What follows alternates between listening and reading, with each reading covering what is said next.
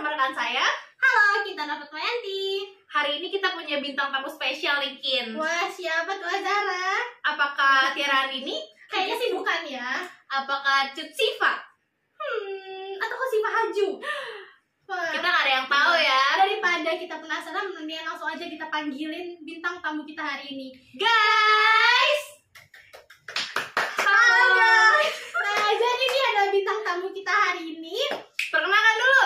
Halo, saya Tiara Gustiani dan Saya Nur Syifa Rahmawati. Nah, jadi hari ini kita akan membahas presentasi mengenai materi Kompensasi dan insentif. Jangan kemana-mana, tetap di Insert.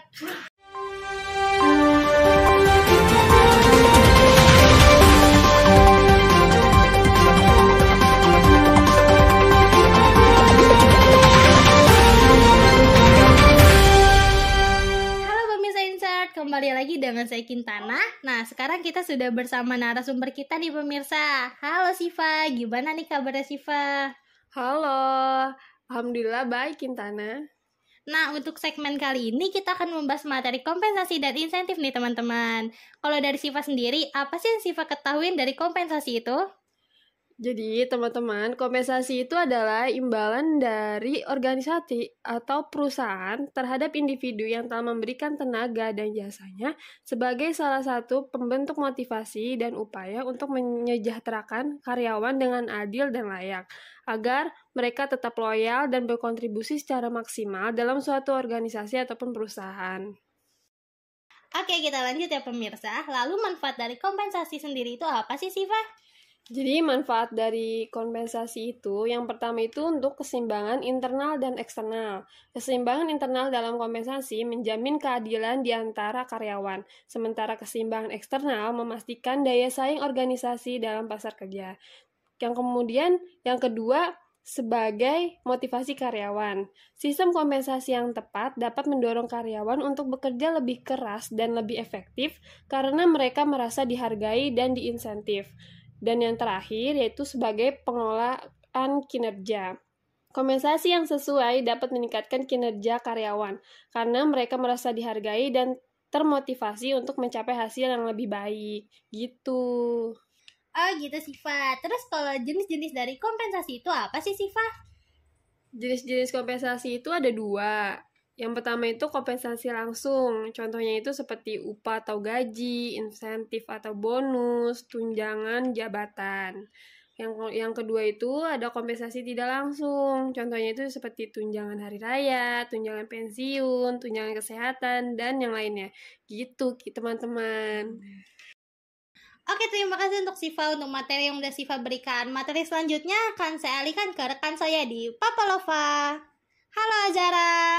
Hai Kin, terima kasih sebelumnya untuk rekan saya Kintana yang berada di studio Mama Ingat. Oke teman-teman, sekarang kita sudah bersama narasumber yang kedua nih. Halo Tiara, gimana nih kabarnya? Halo Zahra, alhamdulillah baik nih. Sekarang kita lanjutin materi tentang insentifnya ya teman-teman. Kalau dari Tiara sendiri nih, insentif itu apa sih? Nah, kalau dari aku sendiri sih, insentif itu adalah bentuk imbalan yang dinyatakan dalam bentuk uang atas dasar kinerja karyawan yang bertujuan untuk meningkatkan produktivitas dan memotivasi karyawan, dan sifatnya itu tidak tetap atau hanya sewaktu-waktu. Nah, dilanjut ya pemirsa ke manfaat dari insentif. Apa aja sih manfaatnya? Jadi gini ya teman-teman, untuk manfaat insentif itu ada 4. Nah, yang pertama itu ada meningkatkan motivasi karyawan. Yang kedua itu ada penyelarasan dengan tujuan organisasi. Yang ketiga itu ada peningkatan kinerja karyawan. Yang terakhir itu ada penarikan dan retensi bakat. Nah, terus yang terakhir nih teman-teman, kalau jenis-jenis insentif itu ada apa aja sih, Ti? Jadi jenis-jenis insentif itu ada 3 ya teman-teman. Yang pertama ada insentif individual, contohnya seperti bonus, komisi penjualan. Yang kedua ada insentif kelompok, contohnya seperti pemberian perolehan. Yang terakhir ada insentif organisasional, contohnya seperti pembagian keuntungan. Oke teman-teman, dari materi yang udah disampaikan oleh narasumber kedua kita ini, aku mau sedikit nambahin nih faktor-faktor yang mempengaruhi pemberian insentif. Yang pertama ada permintaan dan penawaran tenaga kerja. yaitu hukum penawaran dan permintaan sangat mempengaruhi pekerjaan yang membutuhkan keterampilan tinggi. Yang kedua ada produktivitas teori kinerja adalah penghargaan atas kerja seorang karyawan. Semakin tinggi produktivitas karyawannya, semakin besar insentif yang akan diterimanya. Yang ketiga ada cost of living atau teori biaya hidup, berpendapat bahwa lokasi usaha dan karyawan berada di kota-kota besar yang biaya hidupnya juga tinggi, sehingga biaya hidup juga mempengaruhi batas insentif. Yang terakhir ada berbasis kompetensi, perusahaan menerapkan faktor kompensasi berdasarkan kompetensi karyawan. Artinya, karyawan dengan pengalaman tertentu di bidangnya akan mendapatkan kompensasi. Nah, setelah kita membahas materi yang udah disampaikan oleh kedua narasumber kita yang Masya Allah banget ilmunya teman-teman. Nah, di sini ada salah satu contoh kasus yang akan kita analisis, yaitu kasus dari PT BPR Karya Jatnika Sadaya Kota Bandung. Apa sih permasalahan dari PT BPR Karya Jatnika Sadaya Kota Bandung ini? Nah, jadi permasalahan itu teman-teman mengenai pemberian kompensasi tentunya di perusahaan itu. Jadi PT BPR Karya Jatnika ini mengalami karyawannya tuh merasa tidak puas dalam pembagian kompensasi. Karyawannya merasa tidak adil dan kurang sesuai dengan beban kerjanya. Bahkan karyawan merasa tidak puas dengan sistem kompensasi di perusahaan tersebut serta memilih mencari industri yang lain yang bisa memberikan kompensasi yang setimpal nih teman-teman. Wah, coba nanti kita ulik lagi ya teman-teman. Pada dasarnya, pemberian kompensasi dari perusahaan itu bertujuan untuk memotivasi dan mendorong karyawan agar bekerja secara maksimal. Nah, jadi kompensasi itu penting banget buat meningkatkan dan mendorong kinerja karyawan. Nah, jadi kompensasi itu juga bisa meningkatkan performance karyawan dalam bekerja sehingga pada akhirnya akan mampu mencapai tujuan perusahaan karena adanya motivasi dan dorongan. Nah, dalam pemberian kompensasi pada PT BPR Karya Jatnika ini, terdapat beragam faktor nih teman-teman yang mempengaruhi besar kecilnya pembagian insentif. Di antaranya faktor penawaran dan permintaan tenaga kerja. Produktivitas juga termaksud dan biaya hidup dan kompetensi yang dimiliki karyawan tersebut. Nah, jadi kompensasi dan insentif itu sangat perlu banget di perusahaan untuk mencapainya tujuan dan kesejahteraan perusahaan itu sendiri.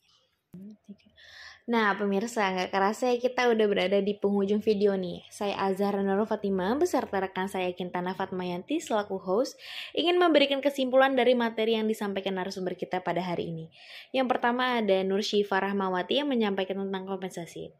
Jadi, kompensasi adalah imbalan dari organisasi perusahaan terhadap individu yang telah memberikan tenaga dan jasanya dalam berbagai bentuk yang meliputi kompensasi secara finansial langsung dan tidak langsung, serta kompensasi non-finansial sebagai balas jasa, daya tarik, salah pembentuk, motivasi, dan upaya untuk mensejahterakan karyawan dengan adil dan layak. Tujuan dari kompensasi ini adalah untuk memastikan bahwa kebijakan kompensasi organisasi sesuai dengan tujuan strategis perusahaan, memberikan imbalan yang adil dan kompetitif kepada karyawan, dan memastikan keseimbangan internal dan eksternal dalam kompensasi.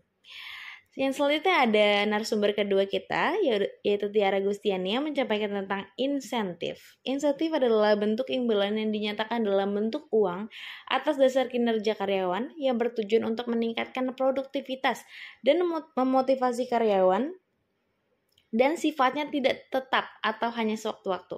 Sistem pengendalian insentif ini bertujuan untuk memastikan bahwa program insentif sesuai dengan tujuan strategis perusahaan dan dapat memberikan dorongan yang efektif bagi karyawan.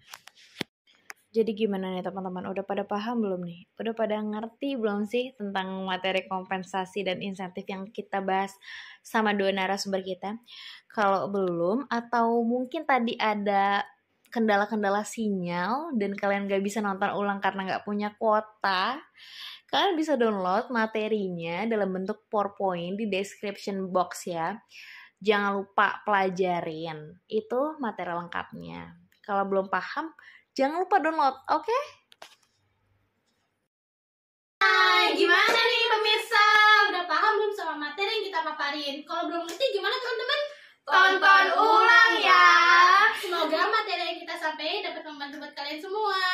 Amin.